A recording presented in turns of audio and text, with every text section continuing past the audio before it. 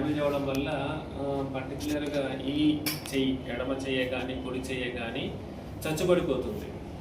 అది పని చేయదన్నమాట. అది కారణం రోడ్ ట్రాఫిక్ యాక్సిడెంట్స్ వల్ల అవుతుంది. 99% రోడ్ ట్రాఫిక్ యాక్సిడెంట్స్ వల్ల. మనకి తెలిసి ఇప్పుడు ట్రాఫిక్ పోలీస్ మనకి హెల్మెట్ పెట్టుకోమని చెప్తూ ఉంటాడు, ఎందుకంటే హెడ్ ఇంజరీ అవ్వకుండా అనమాట. హెడ్ ఇంజరీ అయినప్పుడు బ్రెయిన్ ఇంజరీ అవుతుంది, ఫేస్ ఇంజరీ అవుతుంటాయి, ఎక్కువ డ్యామేజ్ అయిపోతే బోన్ ఫ్రాక్చర్స్ అవుతుంటాయి, ఓపెన్ ఇంజరీస్ అవుతుంటాయి. అలాగే యాక్సిడెంట్స్ అయినప్పుడు నరాలు డ్యామేజ్ అవ్వడం కూడా జరుగుతూ ఉంటుంది. అది ఇంకా కాంప్లెక్స్ ఇంజరీస్ అనమాట. అవి అందరికీ తొందరగా మనం దానిని నోటీస్ చేయలేము, తొందరగా మనం దాన్ని డయాగ్నోస్ చేసి ఐడెంటిఫై చేయలేము. అందరికీ ఏంటంటే బయట కనపడే గాయాలు, మన కాన్షియస్లో లేకపోతే బ్రెయిన్ ఇంజరీ గురించి, ఓపెన్ ఇంజరీస్ గురించి మనం ఎక్కువ అటెన్షన్ ఇస్తుంటాము. కానీ చేతికి డ్యామేజ్ అయింది, నరాల ద్వారా డ్యామేజ్ అయినది, చేయి చచ్చిపడిపోతే మనం దాన్ని వెంటనే అటెండ్ అవ్వడం తెలియదు. సో దానికి కారణాలు ఏంటంటే ఓపెన్ ఇంజరీస్, హెడ్ ఇంజరీస్ మనం ఫస్ట్ ఫోకస్ చేస్తాము, దానికి డ్యామేజ్ అనేది మనం అసెస్ చేయము. ఇనీషియల్ అసెస్మెంట్లో అది మనం కనుక్కోవాల్సి వస్తుంది. తర్వాత చాలామంది డాక్టర్లకు కూడా దీని గురించి పెద్దగా అవగాహన ఉండదు అనమాట. ఈ ఏదైతే బ్రేకిల్ ప్లెక్సస్ ఇంజురీస్, దానివల్ల చేయి పడిపోవడము, దాని గురించి పెద్ద డాక్టర్లకు కూడా పెద్దగా అవగాహన ఉండదు. సో అందుకు ఇప్పుడు నా మోటో ఏంటంటే బ్రేకిల్ ప్లెక్సస్ ఇంజురీస్ గురించి మీ ద్వారా ప్రజలకి కొంచెం మనము అవేర్నెస్ ప్రోగ్రామ్ లాగా తీసుకెళ్ళడం అనమాట.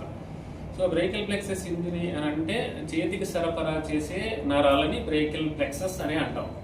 మామూలుగా బ్రెయిన్ నుంచి మనకు వెన్నుపూస, స్పైనల్ కార్డ్ నుంచి హ్యాండ్స్కి, లెగ్స్కి అన్నిటికీ నరాలు ఎట్లాగైతే డిస్ట్రిబ్యూట్ అవుతాయో, చేతికి సరఫరా అయ్యే నరాలని మనం బ్రేకిల్ ప్లెక్సస్ అని అంటాం. దాంట్లో C5 to T1 అనే నరాలు అనేవి ఉంటాయి. C5, 6, C7, C8, T1 అనే నరాలు ఉంటాయి.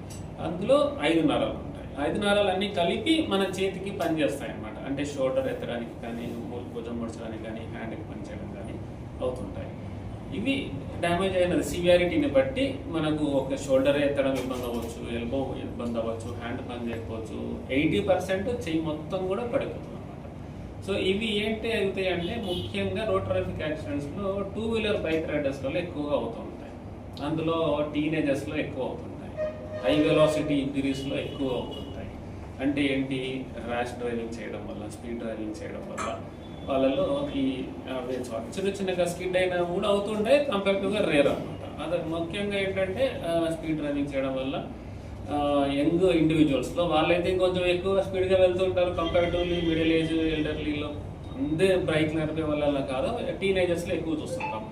టీనేజర్సే మనకి యూత్ ఆఫ్ ద నేషన్ అని అంటాం కదా. అందుకు ఇదంతా మనకు వరీసం ఎందుకు అంటే చెయ్యి అనేది కనుక నరాల డ్యామేజ్ వల్ల అది కనుక పని చేయకపోతే, మనకు తెలుసు మామూలుగా పక్షవాతం వచ్చినప్పుడు ఏమైపోతుంది, కాళ్ళు చేపడిపోతుంది, మనం యూస్ఫుల్గా ఉండవు, అవి ఉపయోగకరంగా ఉండవు. అవి అలాగా అది బ్రెయిన్ ఇంజరీ వల్ల వస్తుంది. ఇదేంటంటే నరాలు ఇక్కడే డ్యామేజ్ అయిపోతాయి, దానివల్ల మనకు చచ్చిపడిపోతుంది అనమాట. చచ్చిపడిపోతుంది, మోటార్ పవర్ అనేది ఉండదు, స్పర్శ కూడా ఉండదు అనమాట. దానివల్ల పెయిన్ ఎక్కువగా ఉంటుంటాయి. సో ఇవి మనకు ఈ పెరిఫెరీస్లో, ఈవెన్ సిటీస్లో కూడా అందరూ దాన్ని తొందరగా డయాగ్నోస్ చేయలేరు. సో అది డయాగ్నోస్ చేయాలంటే ఏంటి అంటే ఫస్ట్ ఇనీషియల్ అసెస్మెంట్లో అది చెయ్యి పడిపోయిందా లేదా అనేది టాప్ టు బాటమ్ అని ఎగ్జామిన్ చేసుకొని, చెయ్యి కూడా పనిచేస్తుందా, పనిచేయడం లేదా, దానికి సంబంధించిన టెస్ట్లు చేయాల్సి వస్తుంది. MR న్యూరోగ్రామ్ అంటాం, అది చేయాల్సి వస్తుంది. అది దాన్ని చేస్తేనే మనం డయాగ్నోస్ చేస్తామని కాదు, క్లినికల్ అసెస్మెంట్లో మనకు అర్థమైపోతుంది. క్లినికల్ ఎగ్జామినేషన్లో అది ఇమీడియట్గా మనం దాన్ని అటెండ్ అవ్వాల్సిన అవసరం ఎందుకు లేదు అంటే, మెయిన్గా అదర్ ఇంజరీస్ కనుక ఏమైనా ఉంటే, ఎమర్జెన్సీ ఓపెన్ ఇంజరీస్, బ్లీడింగ్ అవుతూ ఉంటుంది, హెడ్ ఇంజరీస్ అవుతూ ఉంటుంది, కాన్షియస్నెస్లో ఉండరు, వెంటిలేటర్ మీద ఉంటుంటారు, చాలా చాలా రకాలుగా ఉంటుంటాయి depending on the severity of injury. వాటిని అడ్రస్ చేస్తాము. తర్వాత మనం దీన్ని అడ్రస్ చేయడానికి మనం చూస్తాం. అది ఎమర్జెన్సీగా లైఫ్ రిస్క్లో నుంచి బయటకు వచ్చిన తర్వాత వీటి గురించి మనం అడ్రస్ చేస్తుంటాం. కానీ ఇవి కూడా మిస్ అయిపోతారు చాలామంది, ఈవెన్ డాక్టర్లు కూడా.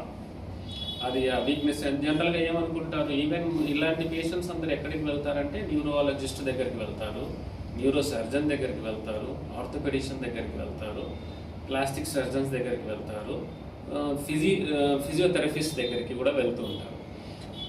ఎవరి దగ్గరికి వెళ్ళినా ఈ పర్టికులర్ ప్రాబ్లమ్ గురించి అవగాహన ఉన్న వాళ్ళు, వాటిని ట్రీట్మెంట్ చేయగలిగే ఎక్స్పీరియన్స్ ఉన్న వాళ్ళు అయితేనే దాన్ని ఐడెంటిఫై చేసి ఇన్ టైంలో గోల్డెన్ పీరియడ్ అంటాం దాన్ని. ఇన్ టైంలో మనము కనుక కరెక్ట్గా ఐడెంటిఫై చేసి ఏం చేస్తే మళ్ళీ చెయ్యి నార్మల్గా అవుతుంది అనేది మనం చేయగలిగితే 99% వాళ్ళు నార్మల్ అయిపోతారు అనమాట. అది మిస్ అయిపోతుంటుంది చాలా వరకు.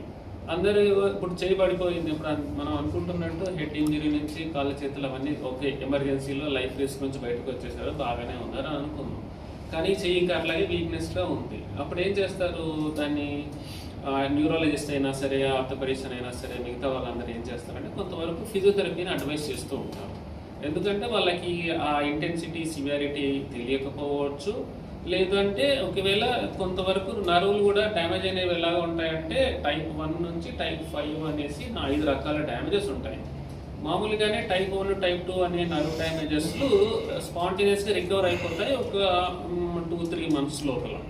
అంతకంటే ఎక్కువ కనుక వెయిట్ చేసినా కూడా రికవర్ అవ్వలేదు అని అంటే కంపల్సరీగా సర్జరీ చేయగలిగే అవసరం ఉంటే టైప్ 3 నుంచి టైప్ 5 ఇంజురీస్ ఉంటేనే అవి అలాగా అవుతుంటాయి అనమాట. అవి మిస్ అయిపోతుంటాం. అది ప్రొలాంగ్డ్గా మనసు టుగెదర్ వాటిని ఫిజియోథెరపీలోనే అడ్వైస్ చేస్తూ ఉంటారు. ఈవెన్ డాక్టర్స్, న్యూరాలజిస్ట్లే కానీ, ఆర్థోపెడిషన్స్ కానీ, ఈవెన్ కొంతమంది ప్లాస్టిక్ సర్జన్స్. ఎందుకంటే వాళ్ళకి ఆ దాంట్లో ట్రైనింగ్ ఉండదు, వాళ్ళకి ఎక్స్పీరియన్స్ ఉండదు, అవి దాంట్లో చేయగలిగే అవగాహన ఉండకపోవడం వల్ల. సో అందువల్ల ఏమైపోతుంది, వాళ్ళు మంత్స్ టుగెదర్ వాళ్ళని ఫిజియోథెరపీలోనే పెట్టేస్తారు. వాళ్ళు 6 months 9 months కూడా అక్కడే ఉంటుంటారు. వాళ్ళకి ఏదో మూమెంట్ వస్తుంది అనుకుంటే, కానీ ఏం రాదనమాట. అక్కడ వచ్చేది ఉంటే కనుక అది మ్యాక్సిమం 2-3 monthsలో వస్తుంది. అది ఒకవేళ రికవరింగ్ స్టేట్లో ఉంది, ఇంప్రూవ్ అవుతుంది, ఇంకొంచెం వెయిట్ చేయొచ్చు, ఎక్స్టెండ్ చేయొచ్చు. కానీ అది అక్కడ ఫిజియోథెరపీతోనే వాళ్ళు గోల్డెన్ పీరియడ్ మిస్ అయిపోతారు. అది అలా అవ్వడం వల్ల ఏమైపోతుందంటే మనం ఇన్ టైంలో కనుక చేయకపోతే మనం అనుకున్న డిజైన్ రిజల్ట్స్ రావన్నమాట. సో అది అందుకోసంగా ఇప్పుడు మేము ఏంటంటే ఇప్పుడు రీకన్స్ట్రక్టివ్ ప్లాస్టిక్ సర్జన్స్లో నేను ఈ బ్రేకిల్ ప్లెక్సస్ ఇంజరీస్ అనేవి చాలా చేస్తూ ఉంటాము. సో అందులో ఏంటి, నరాలు కనుక డ్యామేజ్ అయినప్పుడు ఒకవేళ అవసరమే అనిపిస్తే ఆ నరాలకు సంబంధించి లెవెల్ ఆఫ్ ఇంజరీ ఎక్కడ ఉంది అనే దాన్ని బట్టి, ఎంత ఎక్స్టెన్సివ్గా అది డ్యామేజ్ అయినా అనే దాన్ని బట్టి నరాలకి కనుక ఇన్ టైంలో ఆపరేషన్ చేస్తే అవి ఆల్మోస్ట్ నార్మల్ అయిపోతాయి. సో మీకు కనుక ఇప్పుడు నేను ఒక చూపిస్తాను, అది ఆల్రెడీ ఆపరేటెడ్ పేషెంట్స్ డీటెయిల్స్. అంటే ఏంటి, పేషెంట్స్ కొంతమంది ఇట్లా భుజం ఎత్తలేరు, తర్వాత ఎల్బో ఫ్లెక్షన్ చేయలేరు, కొంతవరకు చేతి ముడుచుకోలేరు అనమాట. వీళ్ళందరికీ కంప్లీట్గా చచ్చబడిపోతుంది నరాల డ్యామేజ్ వల్ల. అవి మనం ఆపరేషన్ చేసి వాళ్ళని కంప్లీట్గా రికవరీ చేయడానికి స్కోప్ ఉంటుంది. అది ఇన్ టైంలో చేస్తే మనకు ఇయర్ నార్మల్ 100% రిజల్ట్స్ ఉంటుంది, depending upon the age of the patient and severity of the injury and ఏ టైంలో మనం అటెండ్ అయ్యాము ఏంటి అనే దాన్ని బట్టి అనమాట. సో ఇది మనకి అందరికీ ముఖ్యంగా 99% అది రోడ్ ట్రాఫిక్ యాక్సిడెంట్స్ వల్ల అవుతుంటాయి. ఒక 1% ఇన్ఫెక్షన్స్ వల్ల కూడా వస్తుంటుంది. అది వెరీ రేర్ కండిషన్. మనం అంత ఫోకస్ అంతా కూడా రోడ్ ట్రాఫిక్ యాక్సిడెంట్స్ వల్ల అయ్యే బ్రేకిల్ ప్లెక్సీ, ఎందుకంటే అది కామన్గా చూస్తూ ఉంటాం. అది ముఖ్యంగా టీనేజర్స్లో ఎక్కువగా చూస్తుంటాం. అది 20 years 30 yearsలో చేయబడిపోయి పోతే ఇంకా హ్యాండిక్యాప్డ్ ఏం కాదు, ఉండి కూడా అది ఏంటంటే బాడీలో పెద్దగా బరువుగా ఉంటుంది తప్ప దానివల్ల యూస్ ఉంటుంది. ఇంకా కొంతమంది వాళ్ళు ఏ స్టేట్లో వస్తారంటే చెయ్యి తీసేసేయమని చెప్పి వస్తుంటారు. ఇంకా హ్యాండిక్యాప్డ్ పెట్టుకున్నది ఏం యూస్ఫుల్గా ఉంటుందో అవన్నీ ఉంటుంటాయి. అందుకు మనము అట్మోస్ట్ ప్రియారిటీ ఇస్తుంటాము యంగ్ ఏజ్ గ్రూప్లో ఇలాంటి ఇంజురీస్తో వచ్చిన పేషెంట్స్కి. అందుకు మనము మీ ద్వారా నేను మా మెడికల్ ఫెటర్నిటీకి ప్రజలకి చెప్పాలనుకున్నది ఇలాంటి ఇంజురీస్. అంటే ఇప్పుడు మీరు అక్కడ చూస్తే సర్జరీకి ముందు అనే ఫోటోగ్రాఫ్ చూస్తే లెఫ్ట్ సైడ్ అనేది మోచేయి ముడుచుకుంటున్నాడు, చెయ్యి పైకెత్తుతూ ఉన్నాడు. సర్జరీకి ముందు మోచేయి ముడుచుకున్నాడు, చెయ్యి పైకెత్తుతున్నాడు. రైట్ సైడ్ కంప్లీట్గా లేపలేకున్నాడు, అంటే మోచేయి లెఫ్ట్ సైడ్ ముడిచినప్పుడు రైట్ సైడ్ ముడిచలేకున్నాడు. సో లెఫ్ట్ సైడ్ పైకి ఎత్తినప్పుడు చెయ్యి పైకి ఎత్తలేకున్నాడు. కానీ సర్జరీ తర్వాత 2 చేతులు ఎల్బో ఫ్లెక్షన్లో ఉన్నాయి, 2 చేతులు పైకి కూడా ఎత్తగలుగుతున్నాడు. అది సర్జరీ తర్వాత అనమాట. ఇలాంటి డ్రాస్టిక్ ఎక్సలెంట్ రిజల్ట్స్ మనం వేయగలుగుతాము ఇన్ టైంలో. ఈ పేషెంట్కి ఏంటంటే వచ్చిన 1 monthలో సర్జరీ చేయడం జరిగింది అండ్ 4 monthsలో రికవరీ అనమాట. ఈవెన్ రికవరీ అనేది కూడా ఈరోజు ఆపరేట్ చేసాము వెంటనే రేపే రికవర్ అవ్వదు. అది మనకు మొక్కని మనం పెంచితే రోజుకు కొద్దిగా ఎట్లయితే పెరుగుతుందో, మొక్క పెరిగి చెట్టు అవుతుందో అలాగే నరాలు కూడా అలాగే పెరుగుతూ ఉంటాయి అనమాట. సో సో అవి డిపెండింగ్ అపాన్ ద సివియారిటీ, నరాలు డ్యామేజ్ అయ్యి కట్ అయిపోతే జోడియడానికి రాకపోతే గ్రాఫ్ట్ పెట్టడము, తర్వాత అవి పనిచేయకపోతే వేరే నర్వ్స్ తీసుకొని చేయడము, లేదంటే పక్క సైడ్ నుంచి తీసుకొని చేయడం, చాలా చాలా రకాలుగా ఉంటాయి. అది సివియారిటీని బట్టి మనం చేస్తూ ఉంటాము. సో ముఖ్యంగా ఈ బ్రేకిల్ ప్లెక్సస్ ఇంజరీ గురించి అవగాహన చాలా మందికి అసలు తక్కువగా ఉంటుంది, ఈవెన్ మా డాక్టర్స్లో కూడా. సో వాళ్ళకిను తర్వాత కామన్ మన సిటిజన్స్కి మీ ద్వారా నేను ఇవ్వాలనుకుంటున్న మెసేజ్, బ్రేకిల్ ప్లెక్సస్ ఇంజరీ చేయగనుక పడిపోయి ఉంటే, ఎస్పెషల్గా రోడ్ ట్రాఫిక్ తర్వాత మనం ఇనిషియల్ అసెస్మెంట్ అంతా రికవర్ అయిన తర్వాత, లైఫ్ నుంచి రిస్పాన్స్ బయట వచ్చిన తర్వాత ఒకవేళ చేయి పని చేయకపోతే ఇన్ టైంలో బ్రేకిల్ ప్లెక్సస్ సర్జన్స్ అప్రోచ్ అవ్వాలి. ఆ brachial plexus surgeons even plastic surgeons, neuro surgeons, orthopaedicians కూడా చేస్తూ ఉంటారు. ఎవరు చేస్తున్నారు అనేది వాళ్ళ దాంట్లో ఎక్స్పర్టీస్ ఉన్న వాళ్ళు చేయగలుగుతారు. అందరూ ఈ ముగ్గురు ఎవరు కూడాను చేయలేని వాళ్ళు కూడా చాలా మంది ఉంటారు, ఎందుకంటే వాళ్ళకి దాంట్లో ఎక్స్పోజర్ ఉండదు కాబట్టి. సో అందులో వాళ్ళందరూ కూడా చేసే వాళ్ళు ఉంటారు, వాళ్ళకి ఎక్స్పోజర్ ఉన్న వాళ్ళలో. సో బ్రేకిల్ ప్లెక్సస్ సర్జన్స్ ఎవరైతే ఎక్కువగా చేస్తుంటారో వాళ్ళ దగ్గరికి వెళ్ళి ఈ ట్రీట్మెంట్ కనుక తీసుకుంటే ఇన్ టైంలో వాళ్ళు నార్మలైజ్ అవ్వడానికి ఆస్కారం ఉంటుంది. సో అది నేను మీ ద్వారా ప్రజలకి ఇవ్వాలనుకుంటున్న మెసేజ్, బ్రేకిల్ ప్లెక్సస్ ఇంజరీ వాటి ట్రీట్మెంట్ వల్ల ఉండే ఉపయోగాలు. So thank you. ఖర్చు అవుతుంది, అది సివియారిటీని బట్టి. ఒకవేళ చెయ్యి మొత్తము పడిపోయింది అనుకోండి, ఆ సర్జరీ వచ్చేసి ఒక 7-8 అవర్స్ ప్రొసీజర్ కూడా ఉంటుంది. అది మనకు ఇన్ టైంలో వచ్చి చేయించుకుంటే కూడా, ఎందుకంటే యంగ్ పేషెంట్స్లో మనం ఏం చేస్తాం, ఒకవేళ చెయ్యి ఈ సైడ్ చచ్చుపడిపోతే మనము ఇటు సైడ్ కూడా 5 నరాలు పనిచేస్తుంటాయి. అందులో నుంచి ఒక నరం తీసుకుంటాం, ఇక్కడికి బారో చేసుకుంటాం అన్నమాట. దానివల్ల దీనికి పెద్దగా వచ్చే నష్టం ఏమి ఉండదు, కానీ దీనికి వచ్చే బెనిఫిట్ ఎక్కువగా ఉంటుంది. సో అలాగే ఇక్కడ నుంచి తీసుకుంటాం, తర్వాత వేరే నరాలని కూడా యాడ్ చేసుకొని అన్నిటికి చేసుకొని మనము సర్జరీ చేస్తే కంప్లీట్గా రికవర్ అవ్వడానికి కూడా మనకి 2-3 ఇయర్స్ పడుతుంది.